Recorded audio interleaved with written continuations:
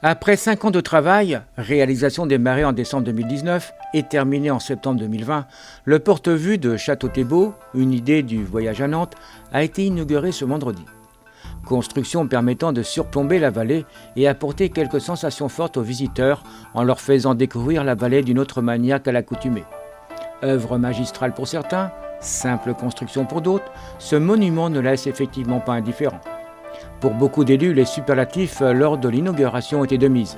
Pour cette œuvre du voyage à Nantes, signée de l'architecte savoyard Emmanuel Ritz. Moi, je voudrais vous dire ma grande émotion ce matin. Je pense que nous la partageons tous. Et nous allons la ressentir encore davantage en nous rendant sur ce porte-vue. Vous nous avez trouvé les mots qu'il fallait, monsieur Emmanuel Ritz. Vous avez réussi une prouesse extraordinaire d'allier à la fois l'artistique et la technique, puis aussi la sécurité. Vous l'avez dit, parce que c'est essentiel. Mais au-delà de ça, ce que je voudrais vous dire, bien avant que nous lancions ensemble le voyage à Nantes, lorsque j'ai été élu pour la première fois à Nantes, ça remonte loin, hein, de 1989, j'ai toujours considéré que Nantes, sa métropole, qui s'est peu à peu constituée et qui aujourd'hui continue de se développer, devait s'intéresser à son environnement et à tout le territoire qui l'entoure.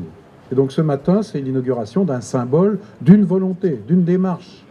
Et le voyage à Nantes est venu compléter, amplifier, puisque l'objectif, effectivement, c'est de faire découvrir, pas seulement aux habitants de la Loire-Atlantique et de la région des Pays de la Loire, mais bien sûr au-delà, aux Français et à tous nos visiteurs qui cette année ont été moins nombreux de l'étranger, mais qui vont revenir, nous l'espérons.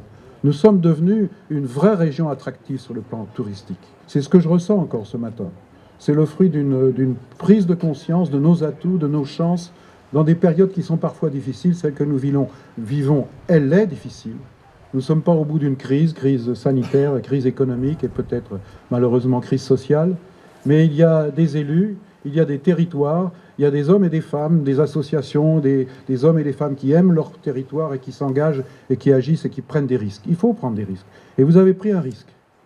Car c'était pas évident de convaincre la population que cet investissement, qui allait coûter cher aux contribuables, pouvait aussi leur être utile. Et il sera utile, parce qu'il va permettre de développer le tourisme.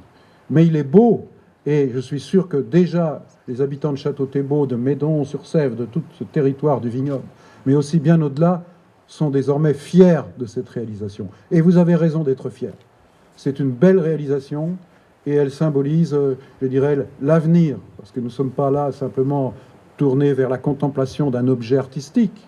Nous l'inscrivons dans un projet. Et ce projet, c'est le nôtre, et c'est celui-là qui va, je suis sûr, nous porter encore davantage vers l'espoir, la renaissance, la réussite. Alors, je vous la souhaite, cette réussite. Mais avant, je vous félicite encore, mesdames et messieurs les élus, qui avez su vous unir. C'est important de s'unir, même quand c'est parfois difficile, au-delà des opinions, au-delà des traditions, parce que nous avons une responsabilité, eh bien, c'est de donner à notre pays un avenir et un destin. Et je pense que la France, bien sûr, elle connaît des difficultés, mais elle a aussi, autour de ses valeurs, de quoi faire d'utile pour tous ses concitoyens et aussi de continuer à être une référence et un exemple dans le monde. La structure de 28 tonnes, d'une trentaine de mètres de long, accrochée à 45 mètres de haut, offre une vue à 360 degrés sur la vallée. Bon, évidemment, nous ne sommes tout de même pas en pleine montagne. Mais le panorama vaut tout de même le détour. Lorsque les visiteurs avancent sur cette flèche d'acier, ils sont littéralement suspendus dans le vide. Sensation garantie. Vue sur la vallée, Pont-Caffino et son cours d'eau, et les vignes de Médon-sur-Sèvre à l'horizon. Cette idée pour attirer le public à Château-Thébault, là, l'avenir nous le dira. A coûté tout de même 904 000 €, dont 259 000 € financés par l'agglomération, la région 226 000 € et 344 000 € de la commune de Château-Thébault pour la structure ainsi que pour l'aménagement d'un jardin public en terrasse derrière la mairie. Une réalisation qui devrait mettre en valeur la ville de Château-Thébault et ainsi inciter les touristes à y faire un détour. Le futur nous le dira.